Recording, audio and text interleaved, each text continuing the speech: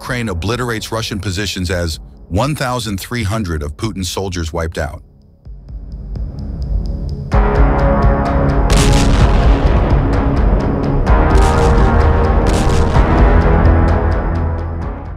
A wild new video purports to show Kiev's military blitzing Russian forces in northern Ukraine, as its forces claimed over 1,300 of Putin's troops were taken out in a single day.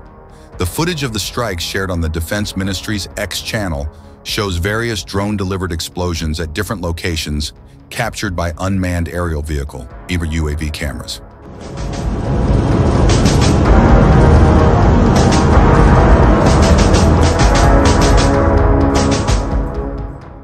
Previously, a shocking new video has revealed the moment a Russian armored personnel carrier, APC, is completely destroyed in a brave display of close combat warfare by Ukrainian troops.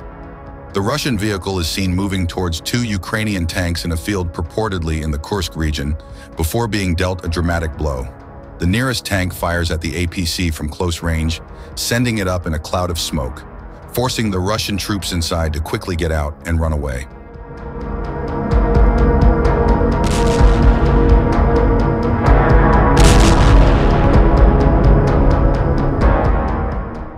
The video was posted on Ukrainian journalist Yuri Butusov's Telegram channel, with the footage reportedly being provided by the Ukrainian Ground Forces 225th Assault Battalion. Butusov added that the Ukrainian tank involved in the close combat attack was part of the 17th Tank Brigade of the Ukrainian Armed Forces. This comes as Volodymyr Zelensky has announced his plan to end the nearly three-year war with Russia, which has received mixed reactions from Western allies.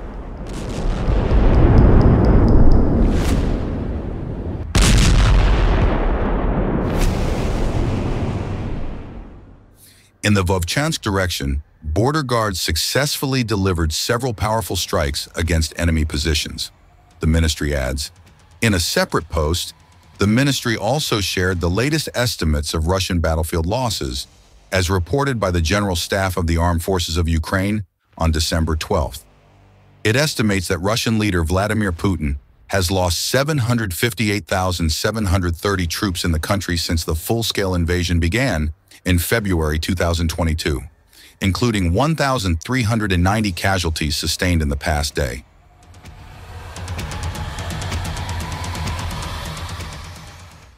Ukrainian forces have previously said their numbers were estimates and clarified earlier this year that Russian loss estimates included wounded personnel as well as dead.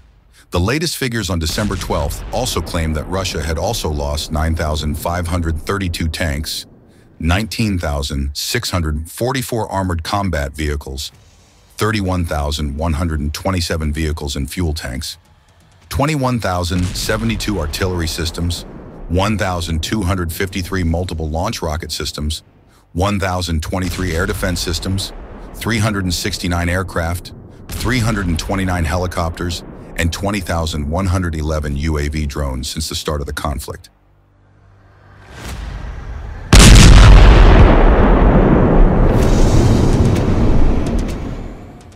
Last weekend, Volodymyr Zelensky issued a rare update on casualty numbers, claiming that around 43,000 Ukrainian soldiers have been killed in the war so far. The Ukrainian president said in a post on social media that 370,000 others had been injured, but said the figure included troops who had been hurt on more than one occasion.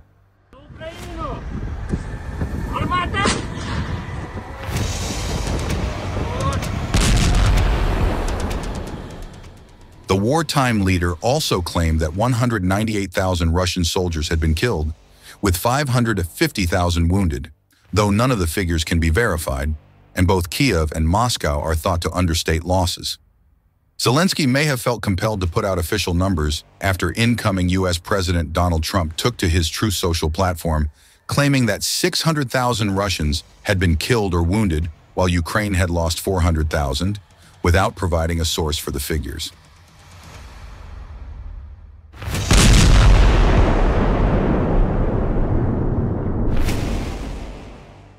Putin's official spokesperson, Dmitry Peskov, pushed back on Trump's comments, saying, "As for figures cited on losses on both sides, Obviously, they were given in a Ukrainian interpretation and reflect Ukraine's official stance.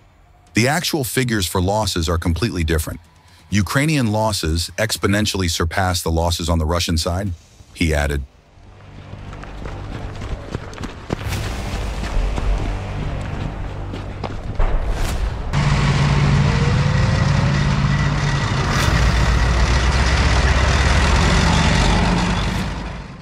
Both countries closely protect their reported losses, which are notoriously difficult to establish.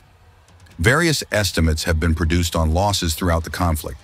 However, there is a consensus among analysts that Russia's casualty figures are considerably higher, due in no small part to the notorious meat grinder tactics they employ.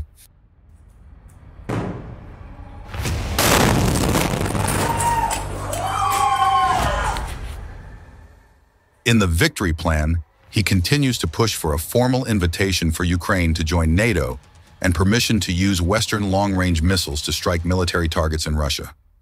U.S. backing is crucial if Zelensky is to get support from other allies. But Joe Biden's administration is said to be cautious against committing to the plan before Election Day on November 5th, as it might polarize potential voters.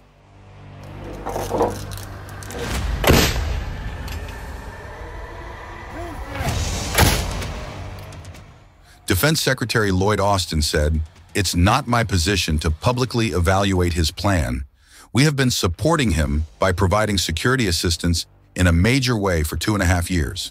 We are going to continue to do that." Zelensky described his main goal as to strengthen us and force Russia to come to the negotiating table with all partners. Europe has also been skeptical to supply Ukraine with long-range capabilities to strike Russian territory.